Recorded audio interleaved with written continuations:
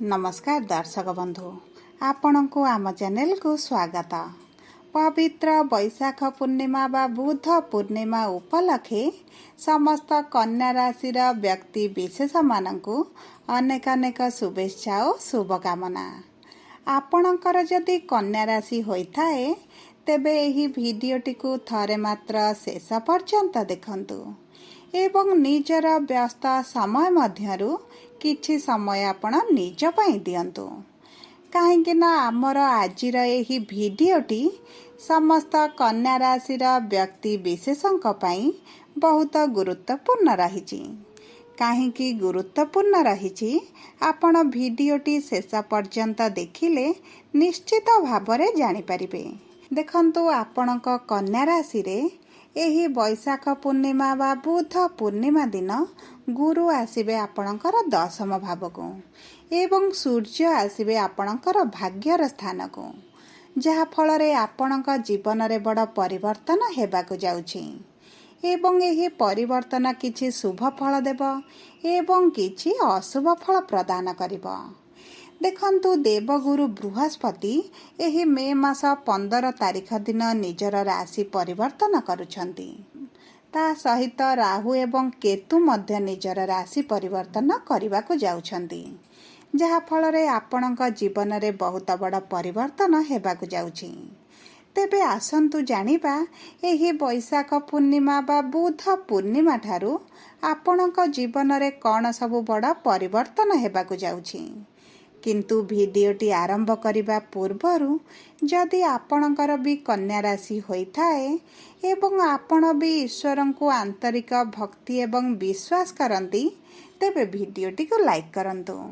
Comment box रे जय जगन्नाथ जय मां लक्ष्मी अवश्य लिखि दियंतु। ता सहित आपणक मन रे जहा भी प्रश्न रहिछि जहा भी द्वंद्व रहिछि आपण कमेंट बॉक्स रे लिखि जणांतु।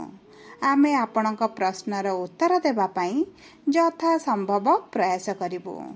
विलंब हेले मध्य आपणक प्रश्नर आमे निश्चित उत्तर देबु। ता सहित दर्शक बंधु जानि रखंतु जे भिडियोर मध्य भाग रे आम सह जोगाजोग करिबा पई एक व्हाट्सएप नंबर टी दिया जाइछि। सेही नंबर माध्यम रे आपण आम सह जोगाजोग करी निजर नूतन कुंडली प्रस्तुत करि पारंती। निजर शिक्षा कैरियर विवाह को नै जदि किछि समस्या रहिछि ताहार प्रतिकार मध्य जानिबे एवं ता सहित जदि आपण विवाह पई कुंडली मेलक करिबाकु चाहुचंती ताहा मध्य आम सह जोगाजोग करी बहुत सहजरे जानि परिबे। तेबे आसंतु कार्यक्रमटी को आगकु बढ़ाइबा। किंतु ता पूर्वरु जानिबा आपणक कन्या राशि रे नवग्रहंकर स्थिति एही वैशाख पूर्णिमा बा बुध पूर्णिमा परे किभଳି रहिबाकु जाउछि। देखंतु आपणकर प्रथम गृह रे केतु, सप्तम गृह रे राहु शुक्र शनि एवं बुध, अष्टम गृह रे सूर्य, नवम गृह रे गुरु एवं एकादश गृह रे मंगल विराजमान करिसंती, जहा फल रे सेही गृह गुड़िकारे सेमानंकर प्रभाव अधिक रहिबा। तेबे सर्वप्रथमे आसंतु जानिबा आपणकर स्वास्थ्य एही वैशाख पूर्णिमा परे किभଳି रहिबा। कुंडलीर प्रथम गृहरु आपणकर स्वास्थ्यटी जଣା पड़े एवं प्रथम गृह रे केतु विराजमान करिसंती। ता सहित आपणक षष्ठ गृहर स्वामी शनि मध्य राहुंक प्रभाव रे पीड़ित स्थिति रे रहिसंती, जहा फल रे आपणक स्वास्थ्य रे बड़ समस्या आपण देखि पारुथिबे।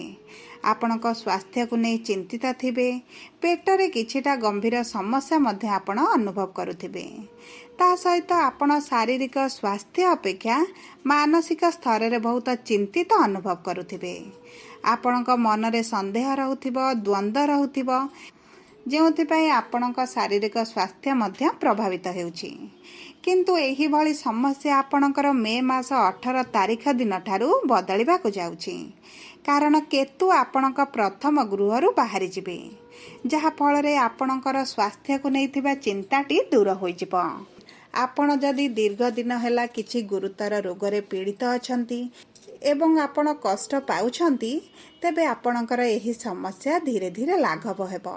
मे मास 18 तारिख परे आपणक स्वास्थ्य रे धीरे धीरे उन्नति आसीबा आरंभ होई जिवो। विशेष भाव में आपण मानसिक स्तर में बहुत रिलैक्स अनुभव करेंगे। आपणकर मन भितर जो संदेह असंतोष रोला ताहा दूर हो ता सहित शनि मध्य राहु कबलू मे मास 18 तारिख दिन मुक्त हेबे, जहाँफल आपणकर रोग प्रतिरोधक शक्ति वृद्धि पाइब। जदि आमे आपणकर प्रेम संपर्क को देखिबा तेबे एबे आपणक संपर्क रे जो तिक्तता चली ताहा दूर होइजिब। आपणक संपर्क रे मधुरता आसिब, उभयक मध्य बुझामणाटी बढ़िजिब, जहा फल उभय विवाह पाई मध्य योजना करि पारंती। देखंतु आपणकर साथींकर आपणक प्रति प्रेमर भावना एवं रोमांस मध्य वृद्धि घटिब, सम्मान बढ़िब, जहा फल उभय उभयंकु बुझिबा सहित सम्मान मध्य देबे। जदि आमे आपणकर शिक्षा को देखिबा तेबे विद्यार्थी मानक पई बहुत भल समय आसुछि, कारण गुरु आपणकर 10म गृह बा केन्द्र रे रही आपण शिक्षार गृह को दृष्टि देबे, जहा फल एही गोटिए वर्ष आपणक पई चमत्कारी फल प्रदान करिब। सबुठारु बड़ कथा है जदि आपण किछि इंटरव्यू देउचंती, एंट्रांस देउचंती किंबा कोनोसी प्रतियोगितामूलक परीक्षा रे भाग नेउचंती तेबे आपणक आशा अनुरूपक फल आपणको मिलिबो। आपण कृतकार्य हेबार बहुत अधिक संभावना रहिछि। ता सहित आपणक मनपसंद कॉलेज रे एडमिशन होई जिवो, आपणक मनपसंद रो कोर्स आपण करि परिबे। एवं देखंतु जदि आपणकर एही समय मध्य रे अधिक परिश्रम करंती आपणको बहुत अधिक सफलता प्राप्ति हेबो।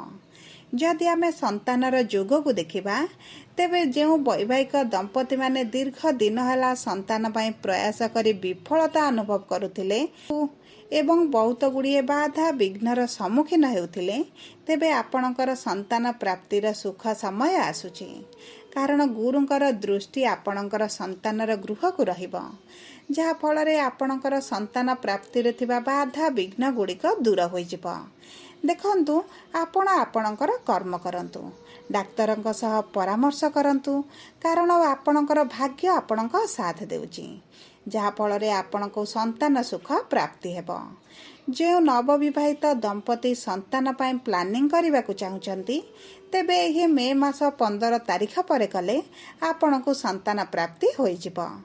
जदि आमे आपणकर वैवाहिक संपर्क को देखिबा किंबा विवाहर जोग को देखिबा तेबे देखंतु विवाहर गृह रे बा सप्तम गृह रे 4टी ग्रह एकत्र अछंती, किंतु एही मे मास 18 तारिख दिन राहु आपणकर विवाहर गृह बाहरी जिबे, जहा फल रे आपणक वैवाहिक संपर्क रे जो छोट कथा को नहीं पति पत्नी का मध्य झगड़ा कलह भली परिस्थिति रहुथिला ताहा दूर होई जिवो। आपणकर जीवन साथींकर आपणक प्रति प्रेमर भावना बढ़ी जिवो, वैवाहिक संपर्क रे प्रेमर वृद्धि घटिबो, बुझा मणाटी पति पत्नी मध्य बढ़ी जिवो। देखंतु आपणक परिवार रे किछि एभली घटना घटी पारे जहा फल रे आपणकर साथींकर आपणक प्रति सम्मान भाव बढ़ी जिवो। आपणक साथींठारु आपण किछि उपहार मध्य पाई पारंती। देखंतु गुरुंकर दृष्टि आपणकर विवाहर गृह रे रहिबा हेतु जो अविवाहित व्यक्ति माने विवाहर योजना रे रहिजंती विवाह हेबार बहुत अधिक संभावनाटी रहिछि। ता सहित एही मे मास 15 तारिख परे आपणकर विवाह फिक्स होई पारे किंबा आपणक परिवार रे किछि मांगलिक कार्यक्रम मध्य होई पारे। जदि आमे आपणकर कर्म क्षेत्र को देखिबा तेबे गुरु आपणकर कर्मर गृह रे विराजमान हेबे। एही मे मास 15 तारिख दिन गुरु जेतेबेले आपणकर कर्मर गृह को आसीबे सेतेबेले कर्म क्षेत्र रे आपणकर मान सम्मान प्रतिष्ठा रे वृद्धि घटिबो। उच्च अधिकारी सहित आपणकर घनिष्ठता बढ़िबो, जहा फल रे चाकरी रे पदोन्नति सहित दरमा वृद्धिर मध्य शुभ खबर पाइबे। एवं देखंतु आपणक कार्य रे अग्रगति हेतु आपणकर इनकम मध्य बढ़ी जिवो। जदि आपण पूर्वरु निज मन पसंदर स्थान को ट्रांसफर करैबा पई चाहूथिले एवं विफल हेउथिले किंबा आपणक कार्य रे विलंब घटुथिला तेबे आपणकर मन पसंदर स्थान को ट्रांसफर मध्य होई जिवो। आपणक कर्म क्षेत्र रे सकारात्मक परिवर्तन देखिबे, जहा भी पूर्वरु असुविधा गुड़िक थिला ताहा ह्रास पाइबो। विशेष भाव में जो व्यक्ति माने रोजगार संधान रे थिले सेमानंकु रोजगार मिलिबार बहुत अधिक संभावना अछि। आपण जदि शिक्षादान क्षेत्र में नियोजित अछंती तेबे आपणकर दरमा वृद्धि हेबार मध्य खबर पाइबे। देखंतु चाकरी रे आपणकर किछि असंपूर्ण कार्य समाप्त होई जिबा।